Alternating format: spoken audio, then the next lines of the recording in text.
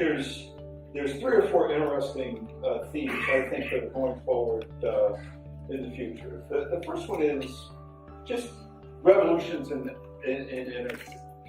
I talk about the age of gas because gas is some of the new technology or some of the new opportunities that exist out there. But I think in every country in the world, there's going to be a new ways that power gets generated. There's going to be new technologies that get advanced.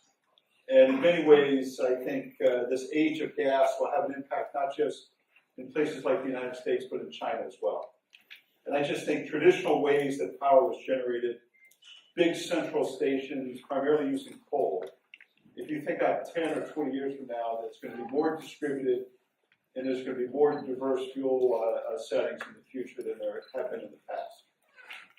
The second area is advanced manufacturing. I just think the way products get made through technologies like additive manufacturing, new coatings are going to change the way relative economics get delivered. And a lot of your careers are going to be determined by some of these technologies in manufacturing industries in the future.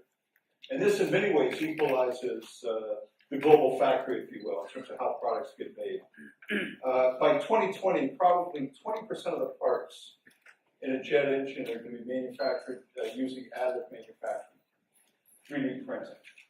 So these are advancements that are really significant and very fundamental to the future.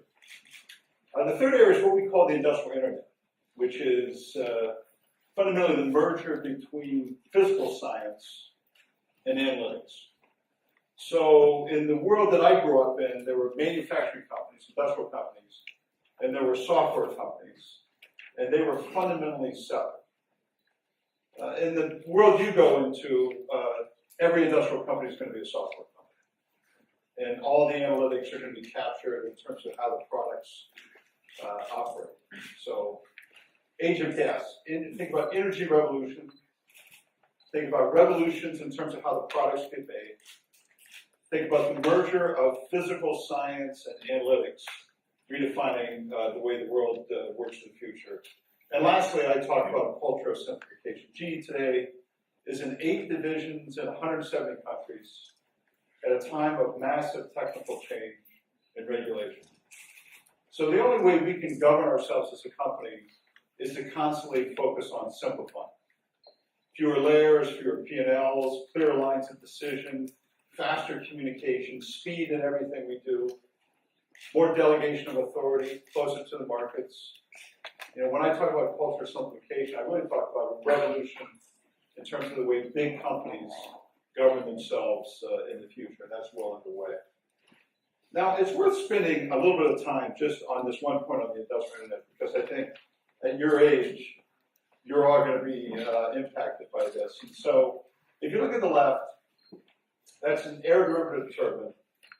That is derived by decades of physical science. How do materials work? How do materials work together? What's the heat rate? What's the temperature? What's the mechanical engineering of that?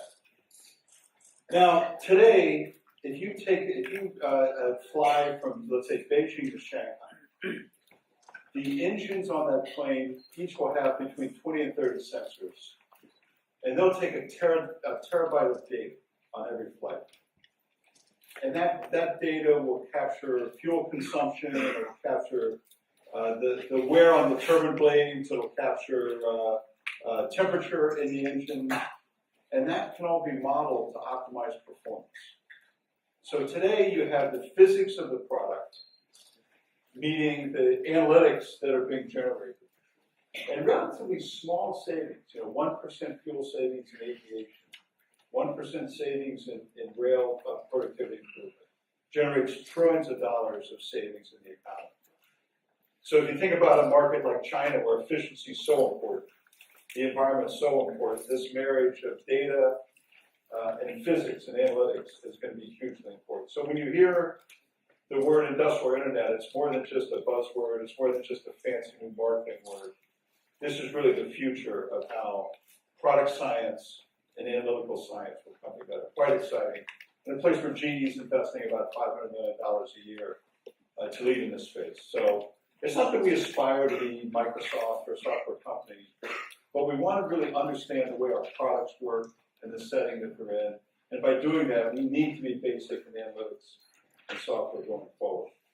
So China's an important region to us in the company. In my GE career, I worked in our plastics business way back when. So I basically was a part of a team that started our plastics business in China more than 20 years ago. And then I ran our healthcare business in the 1990s and started with no revenue in China.